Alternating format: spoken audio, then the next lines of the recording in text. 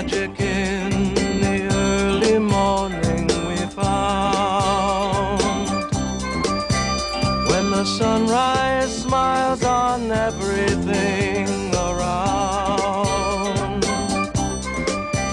It's a portrait of the happiness that we feel and always will. Oh, it is enough to fill our lives. And welcome to the 8th seed.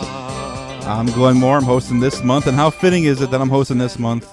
The same month the Cleveland Cavaliers are taken out of the playoffs. Mike Brown. The Cavs have no coach as of today. And apparently LeBron's mom slept with Dante West. And that's all happened for the Cavaliers. And, you know, I did the NBA special 8th seed show. And I predicted the Cavs to win it all and win 70 games. And how fitting is it that I'm hosting this month? Going to eat my words. But we have a very special 8th seed today. We have two special guests, one filling in to full time today, another one going on for about 10 minutes who'll be on the show. But first, let's do the roster rundown for the 8th seed this month. We have Jared Wade from Both Teams Play Hard. Jared, how you doing today? Doing pretty good, man. Probably better than you. You got that right. Jeff Garcia from Project Spurs. Hey, everybody, what's going on? And by the way, wherever Mike DeLeon is, send him a message for me. Tell him to tie my shoes, bitch. We have Ray Moraldi from the No Look Pass. Hi, I'm jovial. Zach Harper, Cowbell Kingdom. Yeah, my season was over a long time ago. And John Corrales, who is on the main roster, will be calling in probably drunk at halftime of the Celtics Magic game, which is going on right about now. So we'll have him about halftime, I believe.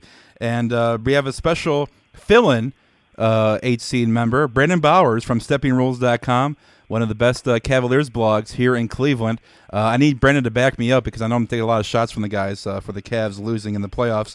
Brandon, how you doing today? Good, buddy. That's what I'm here for. Glad to fill in. And we have a special guest. I think our first special guest interview, so to speak, on the show. We have Mark Spears from Yahoo Sports. He writes on the NBA part of things for Yahoo Sports. So he'll be on the show in about, I would say, about 7-8 minutes. But first, let's start off right now going on. 31-27, Orlando's beating the Boston Celtics. Celtics have surprisingly up 3-1 in this series and beat Cleveland. We'll get on to that a little later. But right now, let's throw to Jared. Jared, are you surprised the Celtics are one game away from reaching the NBA Finals? I mean, not anymore. You know, before the Cavs series, I was right there with you and pretty much everyone else thinking that the Cavs were going to win that series. You know, maybe 6 or 7 games, but I think really would have no question that the Celtics were the worst team there. And then the way they came out, obviously LeBron mailing in Game 5 kind of overshadowed some stuff, but they just played amazing defense that whole series.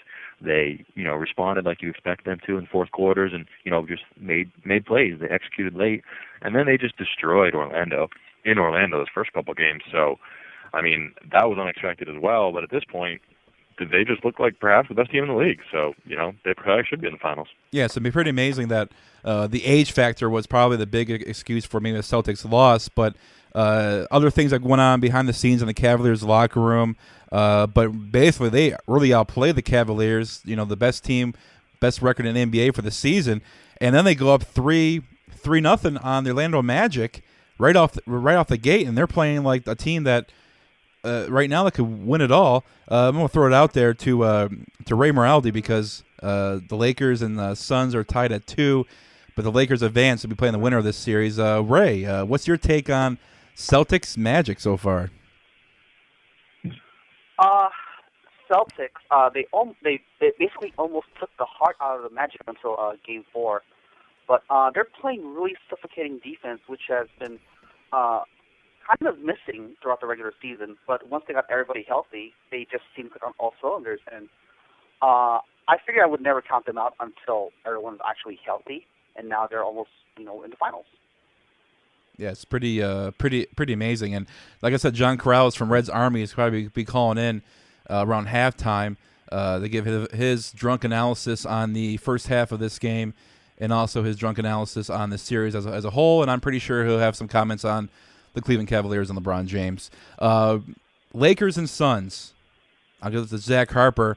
The Suns down 2-0. Seemed like Lakers had this series in hand, and they came back and won their 2 games at home. What's your take on Lakers and Suns so far? The Lakers just have to choose to play, in my opinion. I mean, they're playing really lazy basketball right now.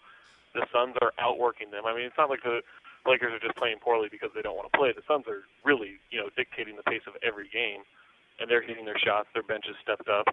But the Lakers just settled. I mean, they took 63s in those 2 games in Phoenix. Like, that's not their game. They can't shoot threes. They need to get the ball into the high post, get the ball into Gasol, let Kobe play off of him, and just, destroy these guys inside. It's just not happening, and that's why the series is even. Ray, you getting a little worried here? The Suns might beat your Lakers? That's sad, but I agree with Zach. They're playing lazy basketball, and all this talk about the zone defense, I mean, it's really not affecting the Lakers too much. They're still scoring 100 points. They're still shooting around 50%. Their problem is their defense, basically, and they're supposedly the best 3-point field goal defenders in the league, but they're not showing that right now. And as Zach said, they're shooting way too many 3-pointers to our liking. Ray, I want to ask you something, though. I mean, are you really surprised the Lakers playing the way they are right now in the postseason? And this seems to be that for the past few seasons and the playoff run, they've had kind of a play down their opponent mentality. We saw it against the Rockets a few years ago, and now we're seeing it again here with the Suns. Personally, I think they are far ahead, better than the Suns. And it just, I see that same complacency fitting in with them. I'm not surprised. I mean, I've seen this theme over and over in the past few years, and one of these days it's probably going to bite them in the ass. So hopefully it doesn't bite them in Game 5.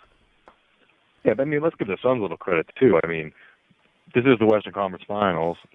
It's not like L.A. was expected to really walk over them, and they destroyed them the first 2 games. It looked like the series could have been over. So, I mean, they played pretty good ball, and then, they go back to Phoenix, and Phoenix is a much better team at home, so they're making the series, thankfully, for us.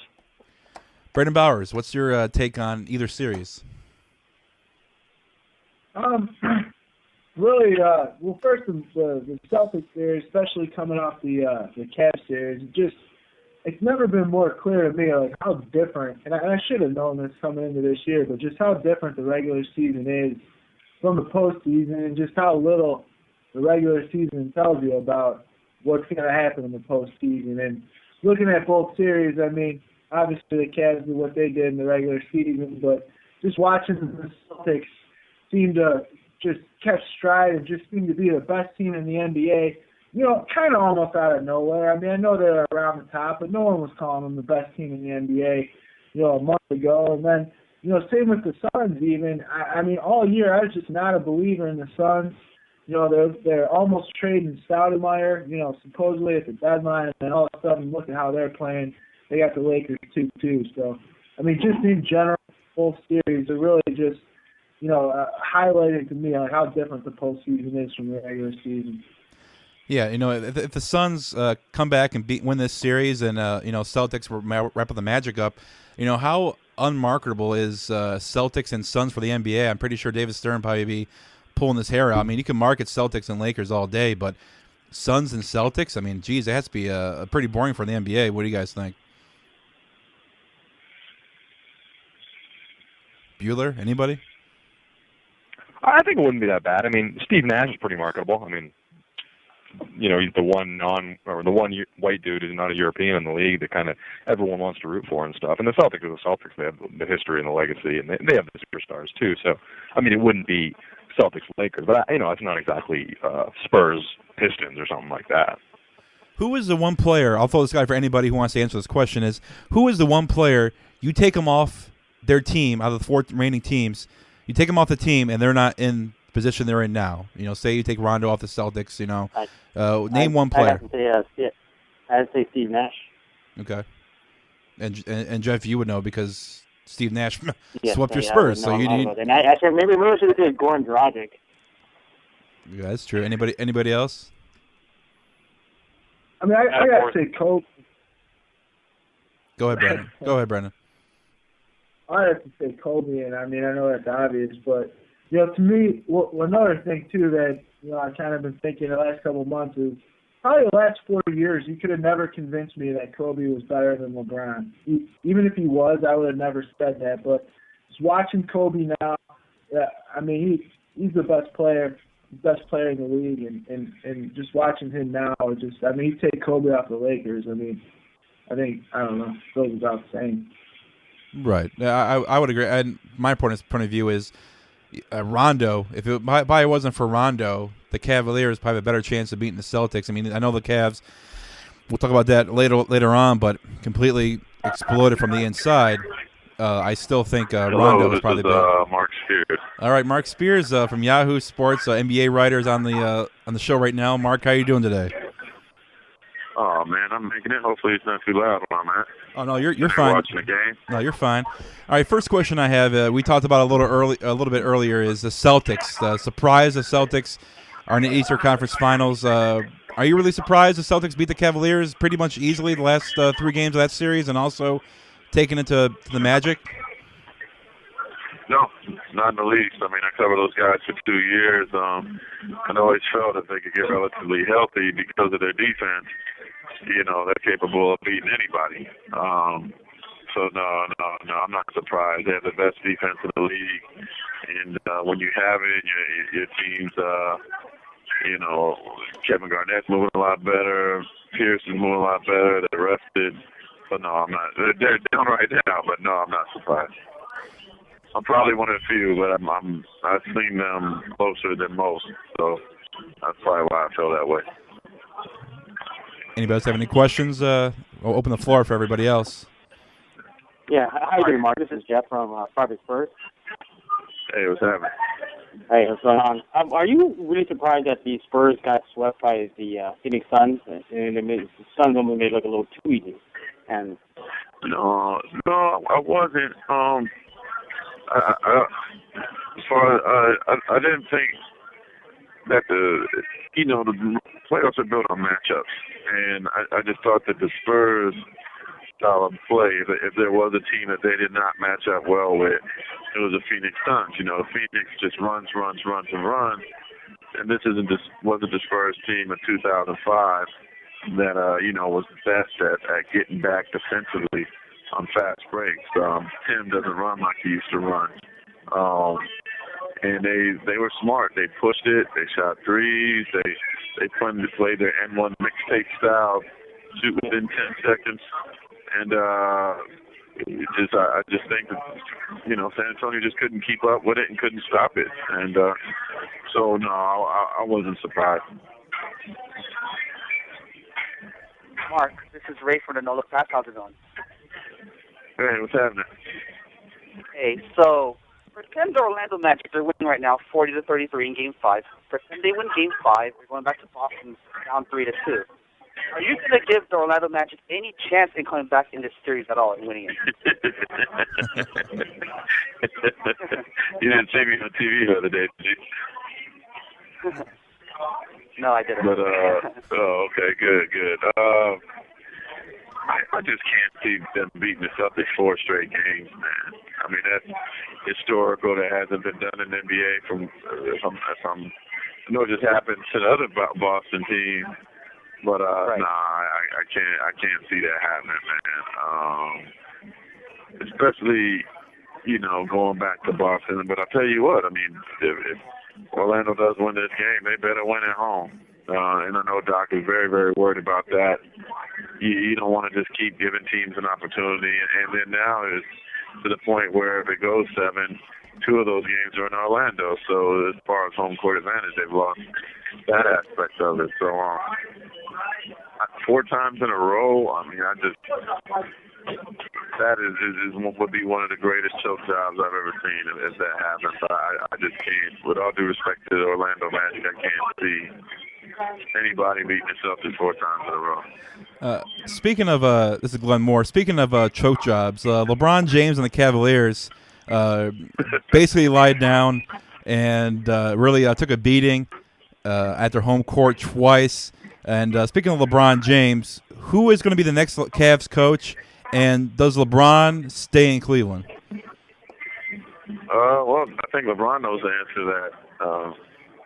Well, maybe he doesn't. If he decides to stay, I'm sure he'll play a big role in picking who that next coach will be. If he decides to go, I think they'll feel foolish for letting Mike Brown go. I think the brass probably would have preferred to wait. Wait to see what happens. But when you have that $4 million option in today's, financial situation, I'm not surprised if they did it. But I feel bad that Mike's the scapegoat. I thought what he just coach of the year. I think coach of the year award is like the kiss of death now, man. How many coach of the years from the last 6-7 years are still coaching? Mitchell's out, Avery Johnson's out, now Mike Brown's out, and I think there's more to that list. I can't, think of everybody at the top of my head, but I think if there's a positive for Mike Brown is that he could have an opportunity, maybe interview for one of these openings, and I'm sure people will be interested in him. I think he will get another opportunity, and getting let go now probably would help rather than waiting till July, figuring out what LeBron wants to do, and then making a decision. If you were LeBron's agent, if you can predict the future, I know it's a long way away, and July 7th, 4th, whatever, it's coming up, in a couple months. But if you had to predict the future, where would you say LeBron would go?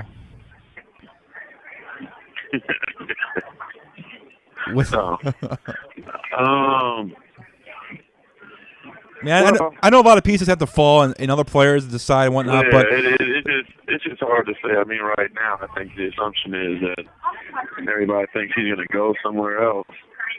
But I want to see how he feels when some time passes. I mean, my conversations with him, I know that he's a huge fan of the state of Ohio, a huge fan of Cleveland, an enormous fan of his hometown of Akron. I've never seen anybody speak of Akron with such reverence. You would have thought he was talking about Miami, or Paris or Rome or something like that. That's how much reverence he has for that town. And so I think when all emotions die down, if he's home, walking around Cleveland or quietly going around Akron, everywhere he goes, he's going to get that guilt trip. They've already got that "We Are LeBron" song that's out. He has the, Cleveland playing dealer talking about, they might lose a lot. They're going to lose a lot of money if LeBron's. There's a lot of guilt trip with staying there. But, ultimately, he has to live his life. He has to do what makes him happy. I will say this, talking to an NBA executive the other day that, I think a lot of people would count New Jersey out. But I think in the end, New Jersey could be a very, very interesting place because, one, they got good young talent, missing a small forward, and two, they got the third pick in the draft, which if they got Favors or they got Cousins would be a great addition. 3, you got Jay-Z, and they're very, very close. And 4, you got a Russian owner with a lot of money. And if you look at cities like Houston, Tracy McGrady, Steve Francis, I think they made endorsement money in China. Yeah. Off of Yao Ming. If you go to the Nets games, E and Land, there's a lot of Chinese advertisement at Nets games.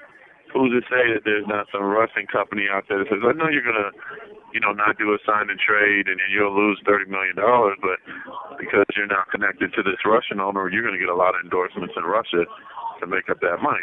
He could be creative, you know what I mean? Right. And I think that team, everybody looks at how bad their record is, but to me, quietly, that could end up being the best situation of them all for him. You got a great group of young talent for him to play with. Brook Lopez will be an all-star next year. Courtney Lee has got NBA Finals experience as starting guard. Devin Harris is all-star, former all-star.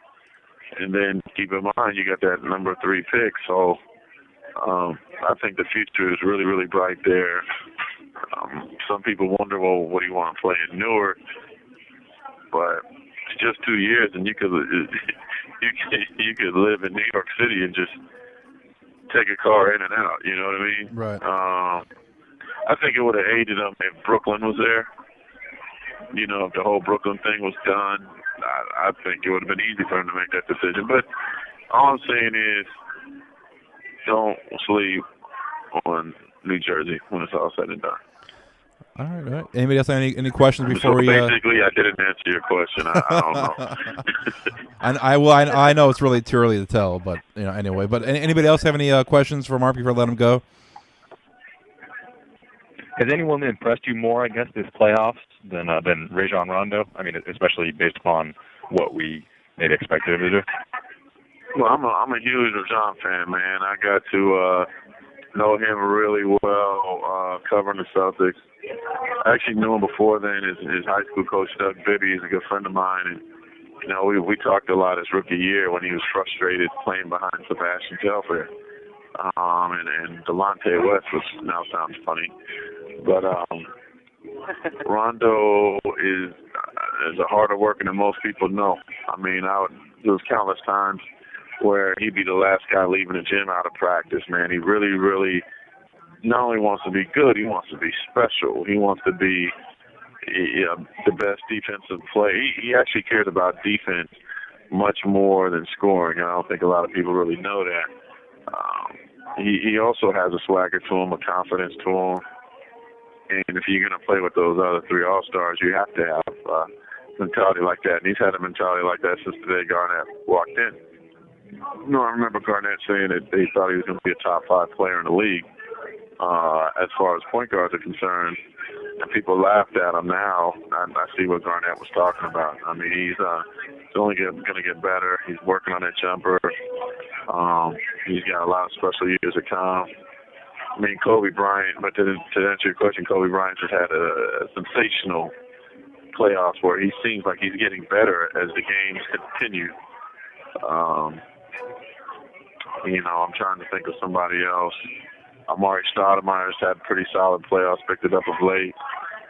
And,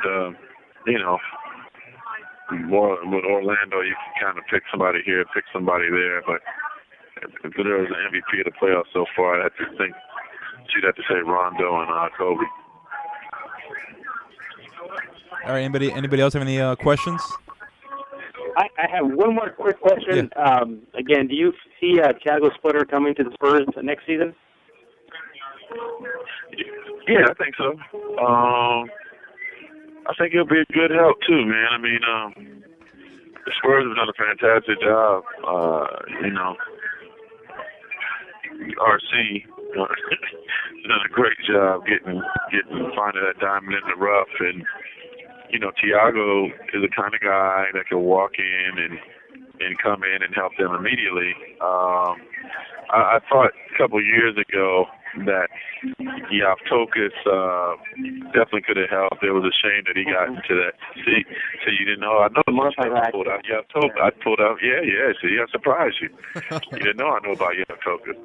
But Yavtokas, I like him a lot. I saw him play in Sweden. He's a brute in the paint. What's that? He's a real big beast in the paint. Yeah. I thought he could have really helped him even after the motorcycle accident. But I think he was making more money overseas than the Spurs were willing to give him. I actually think he would have came over. He might still be starting at center for the Spurs. You don't foresee another Spurs solo situation where they just cannot negotiate a buyout and then that gets, No, I think it sounds like Splitter's ready to come over. If he's going to do it, it's time to do it, man. It's now's the time to do it. So, I see him being a key part of the Spurs next season. And then with Tim being, starting to hit the down stretch, it's time. You got to start getting your bigs ready for the future, and he's one of those guys. Right. Yeah. All right, Mark. I really appreciate you coming on the AC, and maybe have you on later on, maybe next season. All right, fellas. Yeah. Okay now. All right. Thanks, Mark. All right, see ya. That was All right, Mark no problem. Mark Spurs from Spears. I'm sorry, Mark Spears from Yahoo. He's a NBA writer. So some great knowledge from him, some insight, and talking about LeBron. Let's lead into that whole conversation. I know it's not close to July and whatnot, and it's up in the air where he's going to go, but the way the Cavs lost in the playoff series against the Celtics, leaves a pretty sour taste in his mouth. In the locker room, there was blow-ups between Mike Brown and Shaq because Shaq was upset he wasn't getting playing time in the fourth quarter, and LeBron was speaking about that, and LeBron got into it with Mike Brown in the locker room. And also, there's the rumor that Delonte West was sleeping with LeBron's mom. And LeBron found out before after Game 4, and that led to the Cavaliers losing the series because LeBron really didn't give it all. And in Game 5, the Cavaliers laid down and really let the Celtics beat on them at home, and let the Cavs booing LeBron, booing the Cavaliers. And I don't blame the fans, but let's throw it out there to everybody. Let's throw the Brandon Bowers, SteppingRules.com, Cleveland Cavs blog. Brendan, what can you say, man? You and I. Watching these games together as not only fans, it was pretty hard to watch the Cavaliers lose that way. I guess we lost Brandon Bowers. So let's move on to Jeff Garcia. Jeff Garcia, what's your whole what is your whole your little opinion about the Cavaliers losing to the Celtics and the fact that really the Cavs gave up in this series against the Celtics? Well, it's simply that we all know about that when in a particular game where it looked like the Cavs just put their hands up and waved the white towel and it was done. Shockingly to me, I did not expect that coming from a team with LeBron James and a guy like Shaq. You're talking about the Shaq who's been there, done that, very vocal leader. And if anybody was going to say something, I was really surprised it wasn't him. And granted, I understand he says, this is King James's team, and I totally get that. But at least at that game, or at least afterwards, or even later in half, or crunch time, see him speak up more. And we did not see that as well. Mike Brown, same thing too. Great. Maybe X and O's. Maybe he just cannot get into the team's head and get them to play well. Does he deserve a lot of the blame? Probably not. I mean, even your own player, Galactus, said it wasn't fair to Mike Brown. I'm just paraphrasing here that it was everybody, it was a collective unit. That's not just him to blame. But the Celtics, you got to give it to them. They came out with fire. They came out with passion. The big three stepped up. Well, now the big four, I guess. So, am I surprised? A little bit. I am a little bit surprised that the Celtics got past the Cavs. But the Cavs have no one else to point their fingers to other than themselves. Right. It was a fashion the way the Cavs lost. It's the big difference between losing by 32 at home to losing by a buzzer beater or whatnot. But Jared, right. The series, the way it finished, does this tarnish LeBron's short-lived legacy so far of a team that was supposed to win it all and basically giving up? Does this tarnish his legacy so far in his career? I mean, a little bit, I guess. The performance he put in Game 5, I thought was, it's going to be something that's brought up until he wins a big game. I think, but I see it more as kind of a Peyton Manning deal, where we're all making way too big of a deal about this. He's still the best player in the world. Say what you want about Danny Ferry's ability to bring in guys around him and get Shaq and get Anton Jameson. Those guys they didn't perform in the playoffs either. And when we're talking about his Game 6 performance, the guy had a triple-double, 19 rebounds. It wasn't even an amazing game for the guy. That's how good he is. So I think ultimately his legacy is not going to be defined by one bad game in a playoff series, even though these guys look like regular season beasts. They just clearly weren't. The Celtics were the better team. So we'll see what happens when he moves on. And if he can't win 6 years from now, then this will be a series that will always come up. But I don't really foresee his career taking that route, Right, and all the talk with LeBron possibly leaving. Does anybody out there, out of the 5-6 guys we have right now, think the chances of LeBron staying in Cleveland are greater than him leaving? Wow, so everybody thinks I just don't see him leaving Cleveland. I think he has still something to prove. for him to leave, it's almost like he's just going to jump ship to what? I mean, we all know the key competitors or the key teams that are in contention for his services should he leave. That'd be New Jersey, Chicago, and New York. Chicago, that's probably the most tasty one for him. Maybe if he wants to go with a young nucleus there. New York, well, we all know about New York. They throw a lot of money at him, but just team-wise, he's in a worse position than he was maybe in Cleveland. Of course, you got me with the Clippers. He's not going to go to the Clipper line. But so I mean, just, for me, all signs point to him staying in Cleveland. And how myself being here in Cleveland, it would be. I'm not sure people are familiar with Art Modell taking the Browns away from Cleveland and moved to Baltimore. I think, and Art Modell hasn't come back to Cleveland since then. Obviously, LeBron's from here. He would come back if he left, but it would be just like that. The hatred for LeBron would be as great as it is for Art Modell. Now, if he goes to Chicago, New York, New Jersey, can he get a good, get Dwayne Wade with him, get Chris Bosh? Do you see that happening if LeBron leaves? One of those guys is going to follow. Let's throw out to Zach Harper. Zach, what do you think? Two of these superstars are going to combine and really go to a team and take that team and be a contender? Yeah, I mean, I don't know if it's LeBron combining with somebody, but certainly Dwayne Wade's going to combine with somebody. I mean, he's got a dream situation in Miami where they essentially get to build a team, from scratch with two superstars. And so that's easy to fill in the spots there with Dwayne Wade. I mean, I think for him to get Amari, for him to get,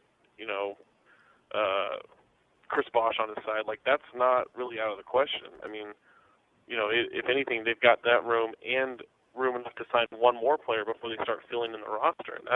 And that's pretty huge. As far as LeBron, I mean, he's definitely not going to the Knicks. I just don't see that being a good move for him. I don't see him staying with Cleveland. I don't see him going to Chicago because I don't know that he wants that pressure of what's just happened this offseason with the whole Jordan thing behind him.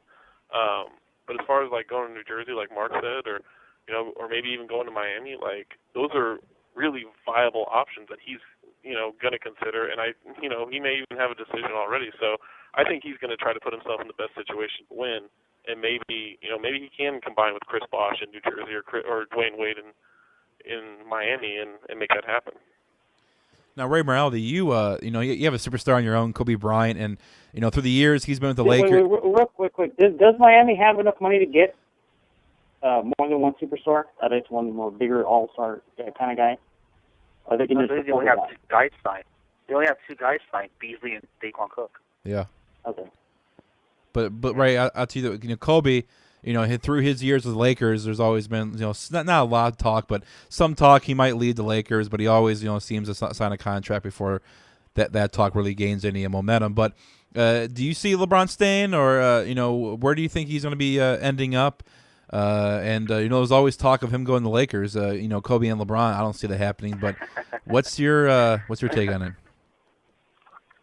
I think he stays, and I want him to stay because I think he really gives the city of Cleveland, happiness, basically. The thing is that if he leaves Cleveland, I mean that just looks really bad on him because he basically gave up on game 5, and they left the guy eliminated in the playoffs really badly. So I don't see why he would actually quit that situation. I mean he has to have something to prove there in Cleveland. So I think he stays. All right, so I think he stays. So it's pretty much 50-50 everywhere. LeBron staying or LeBron leaving. But here's one thing I want to talk with you guys is the shadow of Michael Jordan in Chicago. Some people say free agents, big time superstars won't go to Chicago because they don't want to be in that shadow. But Carlos Boozer came out and said that that's not really the talk. People are scared of Michael Jordan's shadow. Let's throw it to Jared. What's your little take on the so-called LeBron's Jordan's legacy shadowing over people going there? I think it's somewhat real, particularly for LeBron. I mean, I don't think it would be such a problem for Bosh or even Dwayne Wade, who I guess is a very more similar stylistically player than even LeBron is to Jordan. But yeah, the pressure of being LeBron and kind of deciding, because he's got his own future in his own hands. So for him to do it now would kind of be I am trying to be the next Jordan almost identically. I guess he's probably not going to wear 23. I mean, especially not in Chicago, because he kind of can't. But I don't know if it worries him so much. I almost see him being, I don't want to say not understanding what that would mean, but not really being cognizant of the fact of, did everyone expect him to live up to that Jordan hype? And, I think it would go away pretty quickly. I mean, there's always Michael under your shadow, but, I mean, he's his own player. He doesn't really even play like Michael. So I don't know if it's that really big of a deal. I think Brendan Bowers joined us. Brendan, are you there? I am back. Yeah, sorry about that. fine. Lost power on Delaware Avenue here in Lakewood, but yeah, we thought you pulled the Mike DeLeon on us and did a no-show, but no, I just talked to the neighbors, make sure it wasn't just my house, but yeah, the electric company will have it back up at 11:30. But as far as the Jordan shadow thing, I kind of agree with what you just said in that I don't think LeBron really is cognizant of the Jordan shadow thing. I don't think that is really a factor for LeBron and his decision making, and I really see. I was just in Chicago last weekend.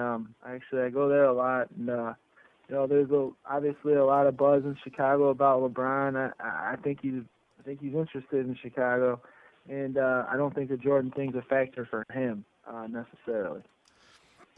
Anybody else want to comment on a Jordan shadow casting on the free agents coming to Chicago? I think with LeBron, though, he's the most image-aware person in the league. And so if his image is taking a hit kind of foolishly this offseason, or this postseason, with losing the 2 games,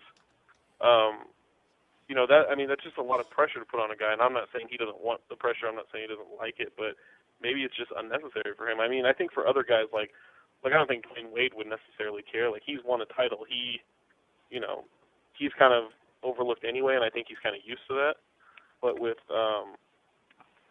with a guy like LeBron, if you try to avoid whatever drama has been there the last, year and sign and be secure and everything, why add that to your, to your everyday thing of, hey, how did it feel passing the Jordan statue on your way into work today? Do you think Jordan would have done this? I mean, it's just kind of it's another series of unnecessary questions he might not want to face.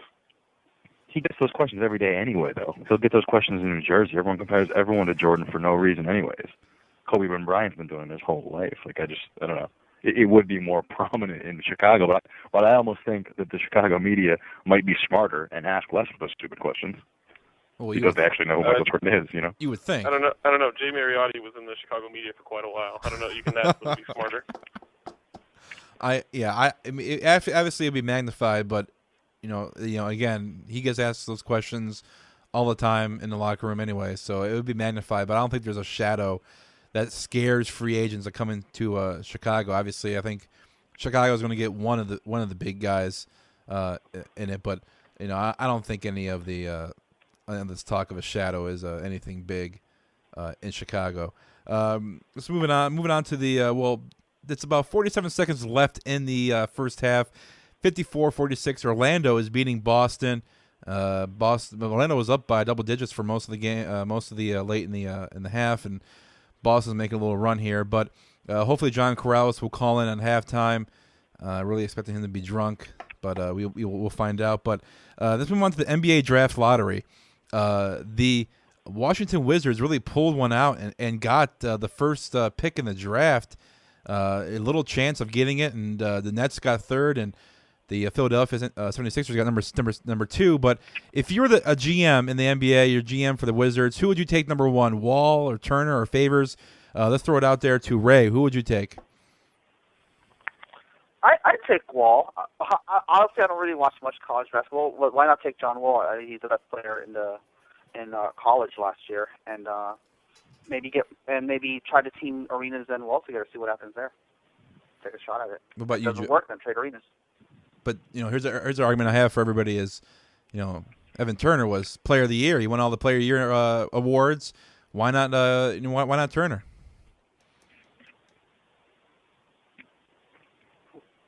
And I'll throw it to anybody.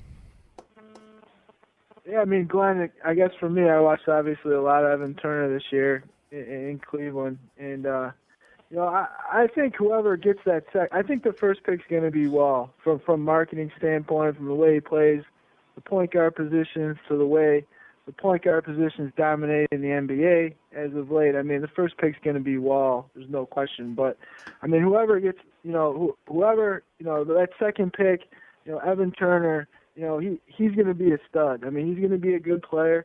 He can do anything on the basketball court, and he may even be a point guard himself. So, I mean, Evan Turner is going to be good. I just think, John Wall's that can't miss, the guy you got to take first. But Turner's going to be good for sure. And I'm pretty sure he's watching the game. Kendrick Perkins just got ejected before the first half ended, so that's going to be huge for Orlando and Boston tonight. I just want to update. I know this is a recorded podcast; people aren't listening live, but for the guys that are not watching the game, which I'm pretty sure if he's watching it, Perkins just got ejected. I'm pretty sure. I think Jeff was going to say something. I'm sorry, Jeff. Oh, right. Just regarding the draft, it just, to me, it's just not a very deep draft at all. You're going to get maybe 1 through 5. Maybe you're going to get a solid player, definitely with the Wall. But I mean, the drop off is just tremendous after that. You're looking at guys that are moving up as we speak. A guy like Luke Babbitt is going to be in the first round. Granted, must be a solid player, but you're not going to get. It's just not a deep draft, and just one of those things. Okay, what solid role player you're going to get, and that's how I'm summing up this draft. Are we going to see a lot of? Are we going to see a lot of foreign guys being drafted in the first round because there's not a lot of players out there that is worthy of first round money? Last year the Cavs took Ianga because they didn't want to draft anybody else for first round money. It's a big drop off between first, second round, money wise. But anybody agree with me that we'll see a lot of foreign players being drafted in the first round, just in case it doesn't work out and they can go overseas and whatnot, and not have to worry about putting big money on the payroll? Let's throw it out to Jared. Jared Wade, are you there? Oh, yeah, sorry, what was that?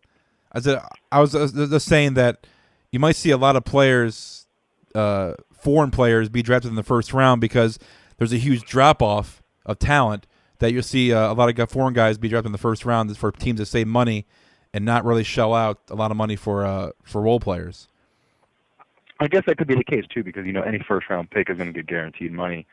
Whereas if you could kind of talk about stashing a player overseas, that might make sense, especially going into this summer, or next summer when the CBA is up in the air, and who knows what the new world of contracts and draft status is going to be. So yeah, I mean, it would definitely make sense, especially for those teams in the 18 to 30 range where they're already a pretty good squad anyways, and they don't necessarily see the next Darren Collison or the next DeJuan Blair type guy that they can just go out and smash.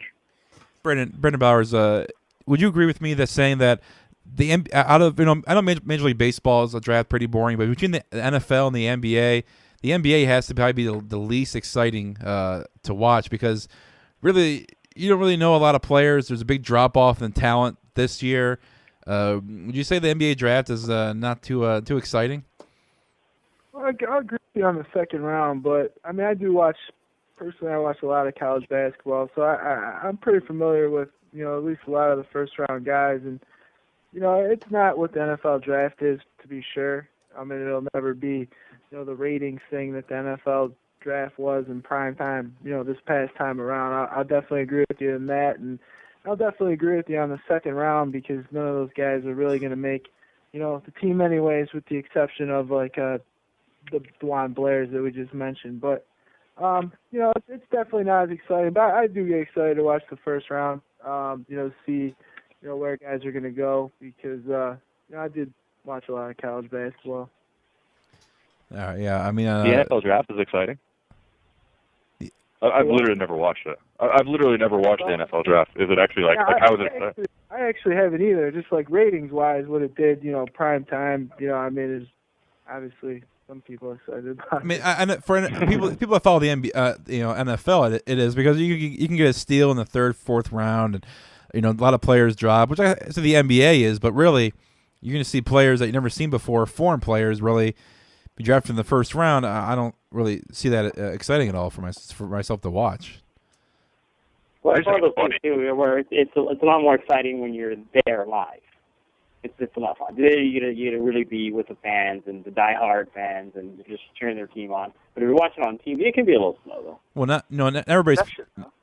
Jeff Garcia was there last year live, and pretty much it's not as fun as being drunk there watching the. I remember those. Yeah. Let's not go back to that, Glenn. I would say being there live drunk is a lot better. Don't need to be reminded about what happened. Yeah, but we'll go over next month the draft and whatnot. But moving on, Barack Obama did a sit-down interview on NBA.com.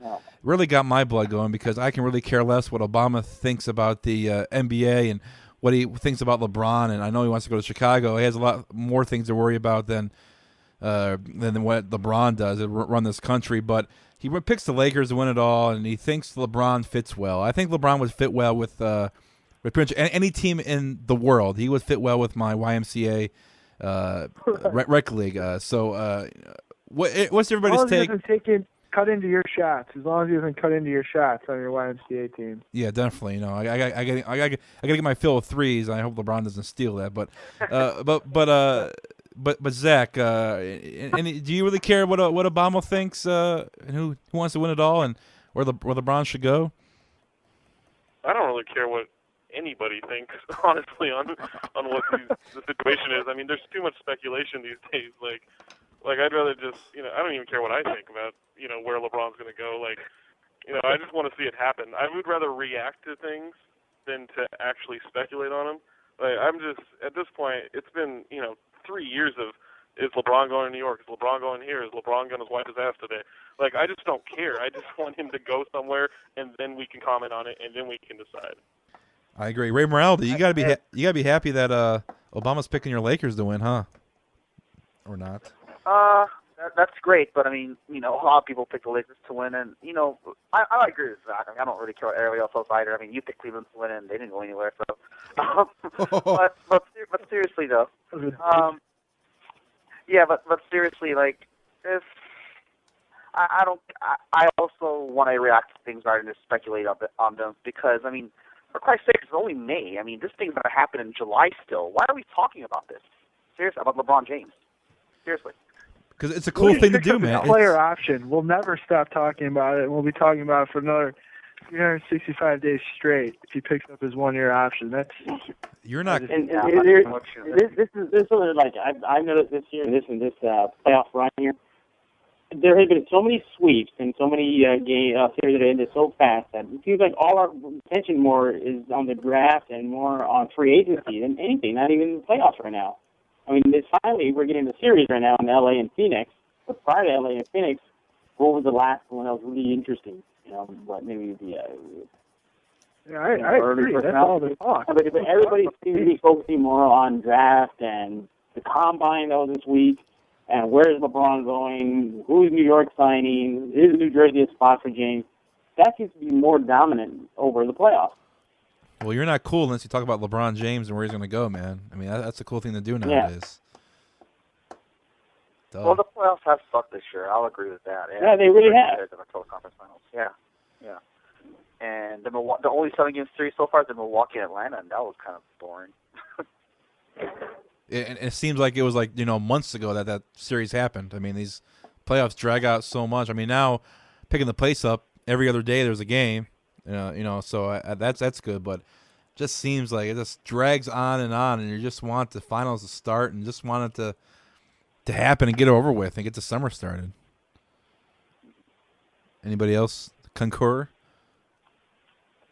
No, they've just been real boring series.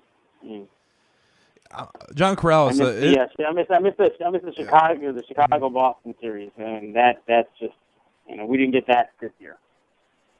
That's true. And just imagine if it's even the Rockets Lakers, nothing. That's true too. Hopefully the Suns Lakers are turning something now.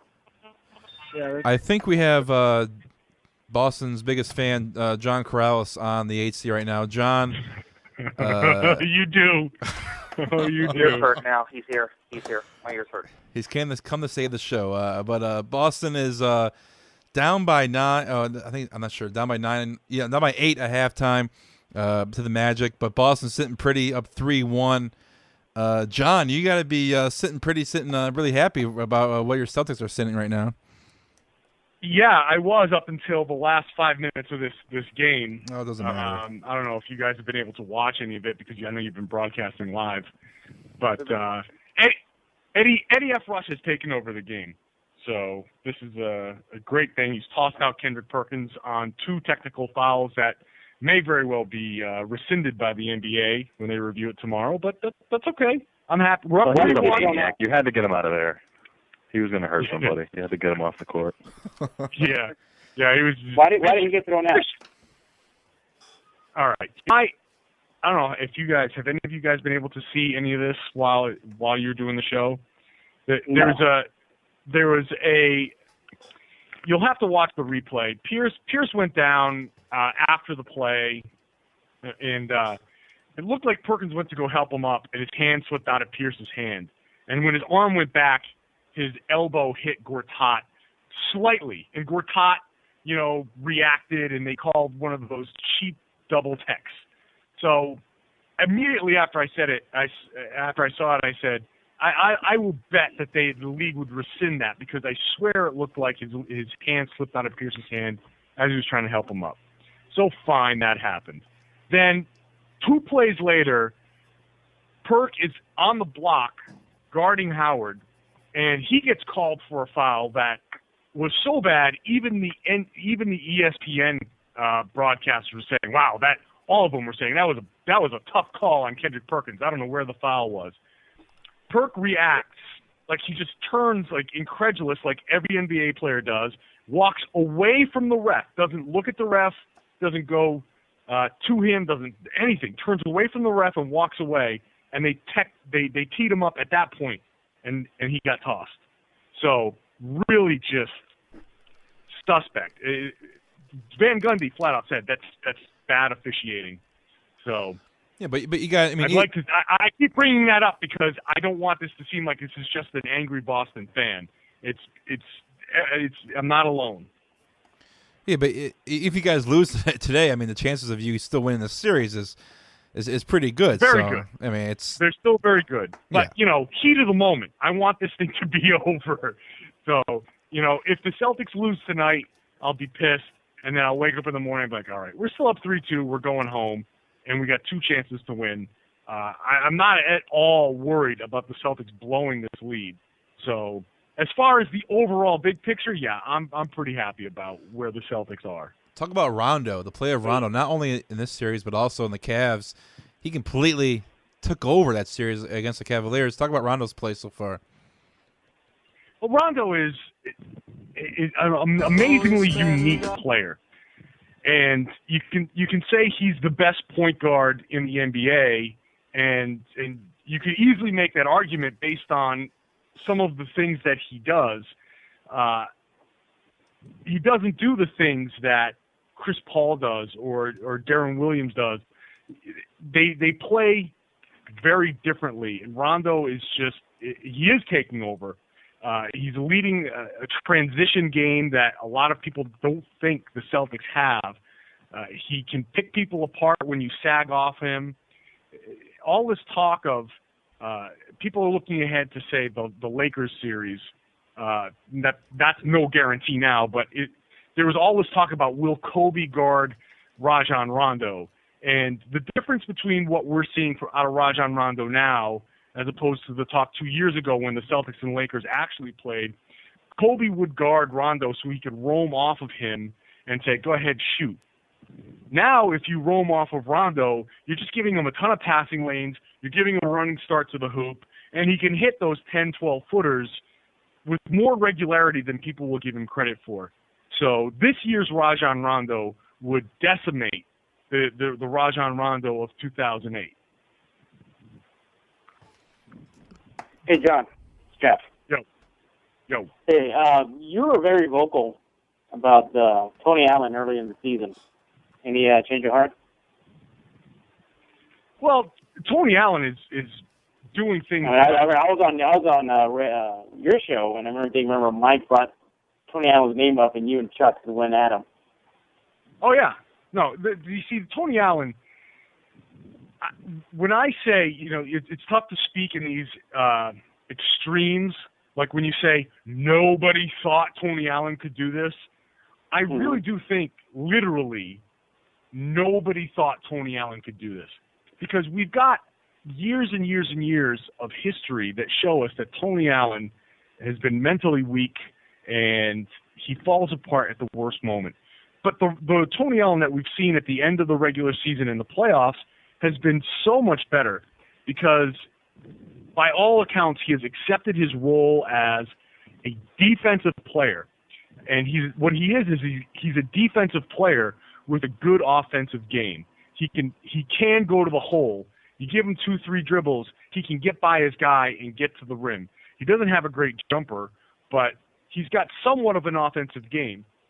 The thing with Tony is that he used to think that he was a really good offensive player, probably because 3 years ago when Paul Pierce, the year before they won the championship, so it was the year before the Garnett trade, when Paul Pierce was hurt, Tony Allen went on a huge stretch of 20-something point games. He played for about a month, averaging 20 points a game. And then he did something stupid, which is what we all expected, where after the play he went up to just go and throw on a dunk, and he pinned himself on the rim, and he tore his ACL when he landed. And that was just a typical Tony Allen play. We're not seeing that stuff this year. He's actually kind of playing within his own talent level and within what the team wants him to, and that's really not something anybody expected around here. Tony Allen always does something stupid, and he's not right now. He killed the Cavs in the series. Oh, he did. He was definitely an X factor. And again, it's one of those things like, if I'm Mike Brown, and I had a ton of criticism from Mike Brown, I think he was justifiably fired, even though most of these coaches in the NBA won't say that, probably because they don't want to go ahead and win 60 games a year and lose their jobs. But there's no reason to game plan. There was no reason going into that series to really game plan for Tony Allen. But Tony Allen is athletic, and he's a very good defensive player, and he stepped up to the challenge of playing LeBron, and he was able to actually limit LeBron to some extent. So yeah, he was a very, very key factor coming in maintaining a defensive pressure that just kind of led the Cavs to wilt. A lot of times when somebody who's really good defensively like Rondo goes to the bench, you have a drop-off, but there wasn't one with Tony Allen in the Cavs series. He just maintained that pressure. And that constant pressure throughout 48 minutes of NBA basketball, that has a huge, huge effect. I agree. And I'm getting kind of sick of Celtics because you guys know why. But, all right, so before halftime, before we lose John again, I want to end the show, but I want everybody to pick what you think, who's going to win right now. If you had to pick a winner, who would be NBA champion right now? Let's start with Jared. Boston. Oh, wow. Okay, Boston. Jeff Garcia. Celtics. Wow. Let's go to Ray Moraldi. I think I should. Two. I know this one. Come on, Ray. Come on, Ray. I hate to say this, Boston. Oh, wow. Oh, wow. Zach Harper. Oh, why not Boston? Oh, wow. I love it. John Corrales. I love it. I think Boston is the answer. Brandon Bowers. Yeah, I think the Celtics. And I will go Los Angeles Lakers because I will never root for the Celtics no matter what. So we gotta. For the record. Yeah. For the record, though, I really, really wanted to see the Magic. Yeah. Okay. Any team but the Celtics is fine with me. Rooting for the Suns, but I got to say that I'm sure that this is kind of skewed by the fact that the Celtics are, even if they lose tonight, they've been very, very impressive, and the Lakers are just coming off 2 straight losses. If you had taken this poll before the 2 games in Phoenix, it would have been at least evenly split, I think. Right. Well, the thing is, Andrew Bynum, that's the main thing for me, so that's why I'm giving it to Boston. I tell you, I'm surprised at the Lakers. I'm surprised at the difference between the Lakers and the way they play sometimes from game to game. Gasol and Bynum. I know Bynum's hurt, but he's on the floor, so you can't just lay off him. If you're playing, you're playing, and whatever. If you're too hurt to play, then don't play. We'll understand that. But when those guys are playing tough, the Lakers are unbeatable. When those guys are playing soft, then the Lakers become really, really pedestrian. Really, that front line is the key to the whole thing. I totally agree. So everybody has Celtics but me. I have the Lakers. But then again, game by game, that changes. I saw in the Cavs, and the Cavs blew the Celtics out, and look what happened. Cavs lose the rest of the game. So it goes by game, but I can't root for the Celtics. All right, so closing thoughts. Let's go out to everybody and tell everybody where they can find you on Twitter and your website and whatnot. Give out. Just go to Jared first, Jared Wade. You can find me mainly over on Both Teams Played Hard, just general NBA site, as well as 8points9seconds.com, ESPN True Network Pacers blog, also over on hardwoodparoxysm.com on occasion, and Twitter is Both Teams Played. All right, let's go to Jeff Garcia from Project Spurs.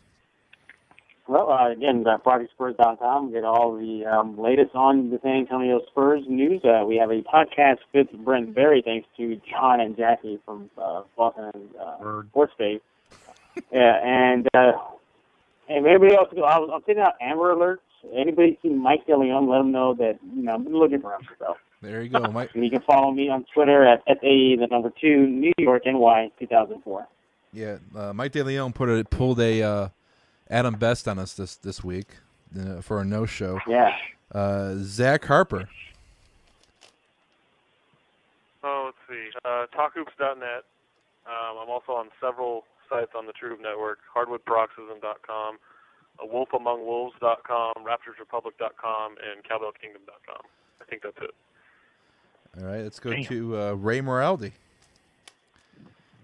TheNoLookPass.com. I'm also a part-time writer at Fanway.com, and you can find me on Twitter at TheNoLookPass.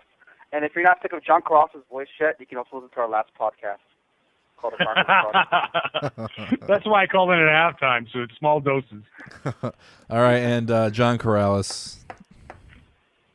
You can find me at RedsArmy.com. Little plug for our new baseball site, TedsArmy.com, for any Boston Red Sox fans who may be listening. You can also listen to me on our two-man game podcast, live show, generally on Thursday nights on RedsArmy.com, and generally on Tuesday nights, the Boston and That Sports Babe show, which I do with Jackie Taylor, who is at That Sports Babe. You can find me at Reds Army on Twitter. And Brendan Bowers, our special this month's special 8-seed guest, along with Mark Spears. But Brendan Bowers, where can they find you? I'm at SteppingRules.com, Cavaliers blog, and also contribute to Slam Online. And thanks for having me this month, guys. I appreciate it. And then Twitter, I'm at SteppingRules for Twitter. So thanks again, guys. And we also had Mark Spears on the show as well, Yahoo Sports NBA writer. So we had him on the show. Thanks to him for coming out and taking the time to join us. And I'm Glenn Moore. You can find me at DugoutSportsShow.com and also Twitter, Dugout Sports Show. Cover the Indians, Cavs, Browns, everything. Cleveland and Ohio. Anybody want a little final comment before we end this show? I'm not sure who is hosting next week. I mean, not next week, next month. I'm not sure who has. Anybody know who's hosting next month? I have no clue. Probably me. Let's hope it's not Mike. Ray, all right? Let's hope it's not Mike DeLeon. Yeah, I think it's it's crap on Mike night, isn't it? That's true. Next month's the draft and more of the Brown talk. There you go. All right, so this has been the 8th seed, and look forward to talking to you guys next month. Oh.